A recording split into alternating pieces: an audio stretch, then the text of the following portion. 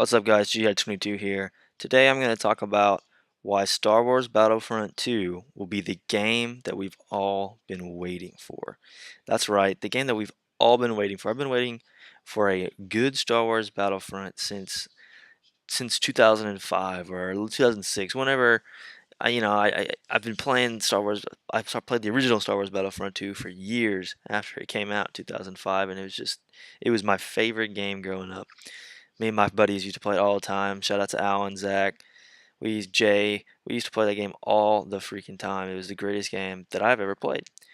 So today I'm here to talk about what Battlefront 2 is going to do that is much better than the original Battlefront did. So the first thing is single player, and I know everybody was upset that the original Star Wars Battlefront that came out in 2015, sorry, did not have a single player mode. Well, DICE listened to us and said that we will have a single player. And everyone pretty much thought that it was going to be a normal, probably go along with The Force Awakens or The Last Jedi that's coming out. Well, no, they went a completely different direction. Their single player mode will be focused around a special forces general member of the Empire right after Return of the Jedi. So this is right after the Death Star explodes. Lando Calrissian took the Millennium Falcon, blew up the Death Star. It's gonna be right after that, right after Emperor Palpatine dies. So single player, it's gonna be interesting, something we've never seen before. It's gonna play much like a kind of like a I don't know, like an adventure kind of game. The old Battlefronts had a single player, but it kind of showed some text. It kind of went through it, read through it, and then you kind of went in and you pretty much played a normal Battlefront game, and you had to defeat everyone and take the outposts or whatever. So I think this one's going to be kind of like different in ways. Anyways, second point is the Clone Wars. And yes, the Clone Wars will be in Star Wars Battlefront 2. I'm sure you all heard, you've all seen the gameplay, and that was kind of what was missing in Star Wars Battlefront. Everyone really wanted the Clone Wars to be in that, and I don't know if it was a licensing issue or DICE just didn't want to do that first, in their first installment, but the Clone Wars will be in this game. And that is going to be a welcome sight, in my opinion. I mean, it really kind of just brings the whole game together. So, third point, free DLC. No more season pass. DICE announced this year at E3 over the weekend that all maps, new modes, guns, and heroes will all be free DLC in Star Wars Battlefront 2. Now, that is huge news in my opinion. We're doing away with the $20 season pass or 40 whatever it was, $40 season pass. We're doing away with splitting the community, which I think is a great thing. I think more games need to get on board with this is that when you start having people having to pay for those maps, those modes, that it's going to split the people up.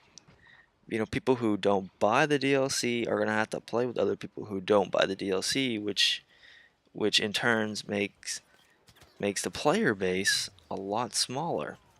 Because you have, you know, let's say you have 100,000 people online at one time, and let's say half of them buy the first DLC, but they don't buy the second, third, and fourth.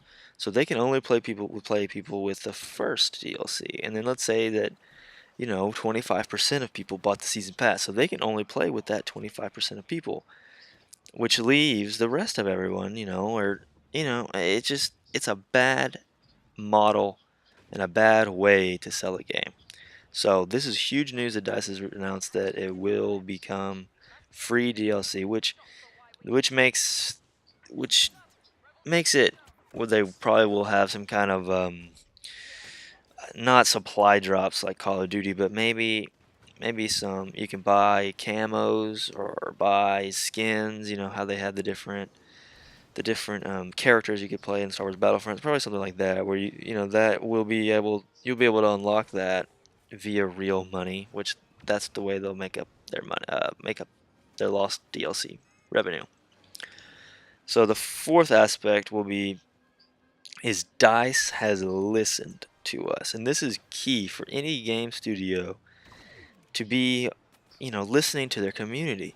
We we have told them what we wanted. We have told them what we liked about Star Wars Battlefront. We told them what we didn't like, and they have listened. They have responded. They have done what we wanted, and then they've gone the extra mile, and they've put in stuff that we didn't even think of, and we are going to love. You know, from the free DLC, Clone Wars, single player, everything. They have made it to where we will love this game, and they've really invested themselves in the community with us. They've said we've listened, you know, we know you're there. We're not gonna ignore you. You know, we want this game to be awesome, so we're gonna do everything we can to make it awesome for you guys. And I think that's really big for Dice and, you know, for EA. I know EA isn't really all about the money, but Dice in particular has really sought out, you know, our enjoyment of this game. And the last thing, it's gonna be better gameplay. And I know Battlefront 1 was kind of arcadey in a way where, you know, it took a long time really to kill people sometimes. And, you know, the blasters were kind of funny. And I think that Battlefront 2 will improve on the good things that Battlefront 1 did, and excel. And a lot of people that have played it at E3 have said that it compares more to Battlefield 1 than it does to Battlefront gameplay wise, which is fantastic. I think that is a huge step forward for DICE and the Battlefront franchise and series, that it improves on its gameplay. So that overall is going to be a welcome sight for us. So, anyway, so to summarize, we have single player, the Clone Wars, the free DLC, the fact that Dice has listened to us, and overall better gameplay. And there are many other aspects that I could go into. I just want to keep this video short and to the point. Um, Just one other honorable mention I would say is the heroes. Darth Maul, Yoda, Rey, Kylo Ren are, you know, among the people that they've already said are in the game, and Boba Fett. And I think they will bring in a lot more. I think you're definitely gonna see Obi-Wan Kenobi, maybe Anakin Skywalker from the prequels. Hopefully they put Mace Windu in. He is, you know, an awesome guy. And it's just they're gonna have a lot of people in there. Han Solo is gonna be in there. Luke Skywalker probably will be in there, and it's gonna be awesome. It's gonna be an awesome game. Anyways, that's gonna do it for today. If you guys enjoyed this video, give it a like and don't forget to subscribe. Peace.